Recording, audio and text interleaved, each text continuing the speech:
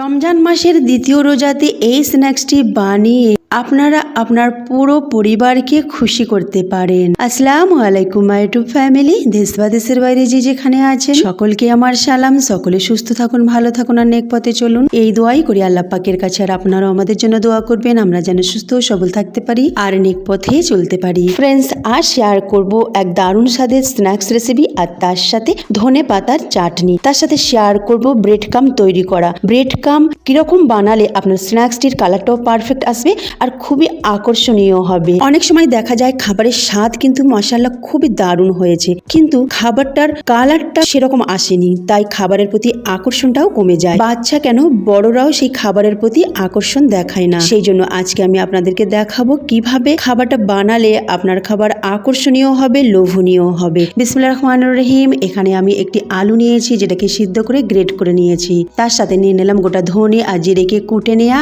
আর chilli flakes আর চাট মশলা আর স্বাদ মতো লবণ, তারপরে কাঁচা লঙ্কা কুচি আর ধনে পাতা কুচি ভালো করে মেখে নিলাম। এবার এক সাইডে সরিয়ে রাখলাম, আর এদিকে নিয়ে নিলাম ব্রেড। এই ব্রেডের সাইজটা একটু বড়, আর এটা ব্রাউন কালারের ব্রেড। আপনারা সাদা কালারের ব্রেডও নিতে পারেন। এবার আমি ব্রেডগুলোকে কেটে নিচ্ছি গ্লাস দিয়ে, এরকম গোল গোল করে। আপনারা আপনাদের পছন্দ মতো শেপটা দিতে পারেন, তবে এরকম গোল গোল করলে কি হবে, এর আকর্ষণটা আরো বাড়বে আর দেখতেও বেশ ভালো লাগবে। আর যে কোনো খাবার যদি দেখতে ভালো লাগে তার আকর্ষণটাও বাড়ে।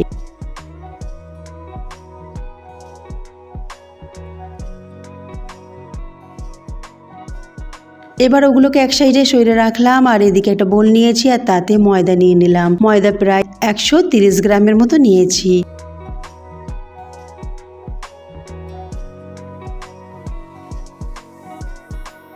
এবার এতে একটু পানি মিশিয়ে দিলাম, একটু ঘন ব্যাটার তৈরি করে নেব।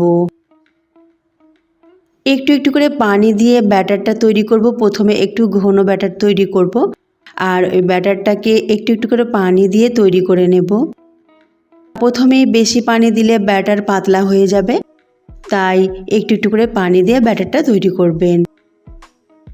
দেখুন ব্যাটারটা আমার একেবারে তৈরি হয়ে গেছে। এবার আমি একটা ছোট্ট বাটি নিয়েছি, আর তাতে 4 চামচ ব্যাটার তুলে রাখলাম।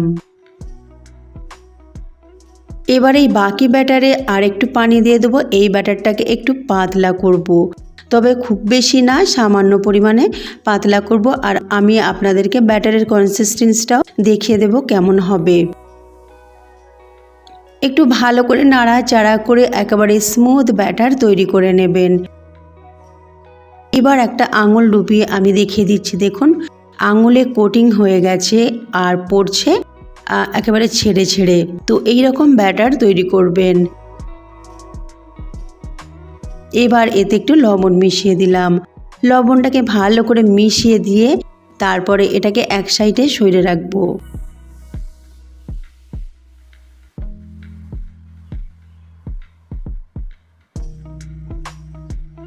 এদিকে একটা গ্রাইন্ডিং জার নিয়ে নিলাম, আর সেই টুকরো টুকরো ব্রেডগুলো নিয়ে নিলাম। এবার ঢাকনা চাপা দিয়ে এটাকে পিষে নেব। দেখুন পিষে নেওয়া হয়ে গেছে, আর এই রকম হয়েছে একেবারে ঝরঝরে। এবার এতে আমি অরেঞ্জ ফুড কালার দেব।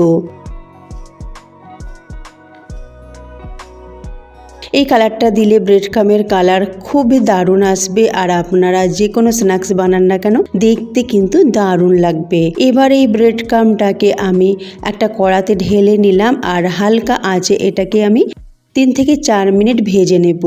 যতক্ষণ না এটা ঝরঝরে হচ্ছে ততক্ষণ। তবে জোর আঁচে ভাজবেন না, জোর আঁচে ভাজলে কিন্তু এটা পুড়ে যাবে।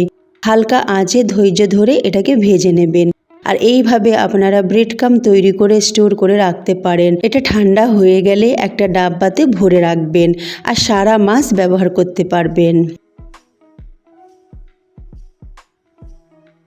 এবার চলে যাচ্ছি ধনেপাতার চাটনি বানানোর জন্য।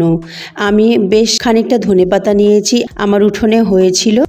আর নিয়েছি 2টি কাঁচা লঙ্কা আর 3 চামচ টক দই।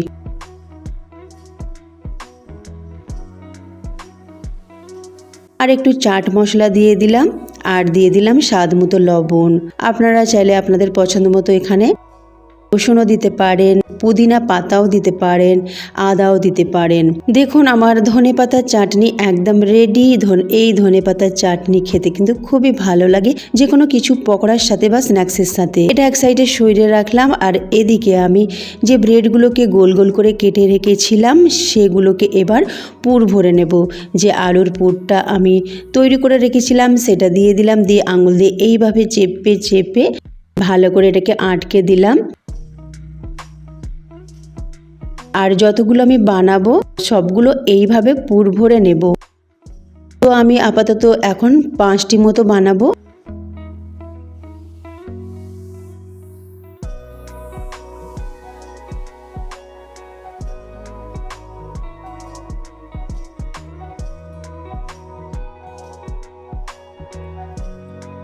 আমার পুর ভরে নেওয়া হয়ে গেছে। এবার যে ব্যাটারটা রেখেছিলাম তুলে সেই ব্যাটারটা এর চারিধারে দিয়ে দিলাম। আলুটা আমি মাঝখানে দিয়েছি আর সাইডগুলো একটু ফাঁকা রেখেছি। এবার আর একটা ব্রেড দিয়ে জুড়ে দিলাম, একটু চেপে জুড়ে দেবেন। আর দেখুন হয়ে গেল। এইভাবে আমি সবগুলো বানিয়ে নিচ্ছি। ফ্রেন্ডস, আপনাদের কাছে রিকোয়েস্ট রইল আজকের এই রমজানের স্পেশাল রেসিপি যদি আপনাদেরকে ভালো লাগে অবশ্যই লাইক করবেন, তার সাথে আপনার ফ্রেন্ডস রিলেটিভদের কাছে শেয়ার করবেন, তার সাথে একটা কমেন্ট অবশ্যই করবেন। আর এইরকম মজার মজার রেসিপি যদি আপনারা পেতে চান তো উপরে আই বাটনে ক্লিক করে চেক করে নিতে পারেন। আর ভিডিও শেষে অ্যান্ড স্ক্রিনেও দুটো ভিডিও দিয়ে রাখবো, সেখানেও দেখে নিতে পারেন। আর যারা নতুন রয়েছেন সাবস্ক্রাইব করে পাশে থাকবেন। এবার আমি তৈরি করে নেওয়া ব্রেডটাকে ভালো করে ব্যাটারে ডুবিয়ে দিলাম। তারপরে চামচ দিয়ে তুলে একটু বাড়তি ব্যাটারটাকে ঝরিয়ে তারপরে ব্রেড ক্রামে দিয়ে দিলাম। এবার ব্রেড ক্রাম ভালো করে মাখিয়ে নিলাম।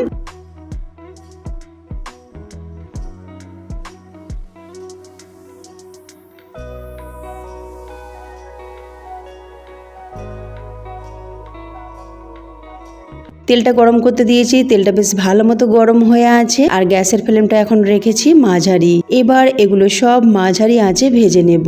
খুব জোর আঁচে ভাজতে যাবেন না, তা না হলে কালারটা খুব তাড়াতাড়ি এসে যাবে, দেখতেও ভালো লাগবে না। আর মাঝারি আঁচে ভাজলে এটা খুবই মচমচে খাস্তা হবে আর এর কালারটাও বেশ দারুণ আসবে। দেখুন আমি সব একটা একটা করে ভেজে নিয়েছি। এবার আমি পরিবেশন করে নিচ্ছি ধনেপাতার চাটনি দিয়ে। আপনারা চাইলে এটা টমেটো সস দিয়েও খেতে পারেন, তাতেও কিন্তু খুব ভালো লাগবে। আর দেখুন কতটা দেখতে লোভনীয় হয়েছে, বাচ্চারা তো ঝাঁপিয়েই পড়বে, এতটা দারুণ দেখতে হয়েছে আর খেতেও মাশাআল্লাহ খুবই মজাদার হয়েছিল। তো ফ্রেন্ডস, এই রেসিপিটা অবশ্যই আপনারা ট্রাই করবেন, একটা নতুন ধরনের রেসিপি। আর আমাকে কমেন্ট করে জানাবেন কেমন আপনাদের লেগেছে। আজকে এই মতো রইল, আমি আবার ফিরে আসছি নতুন এক রেসিপি নিয়ে। আল্লাহ হাফিজ।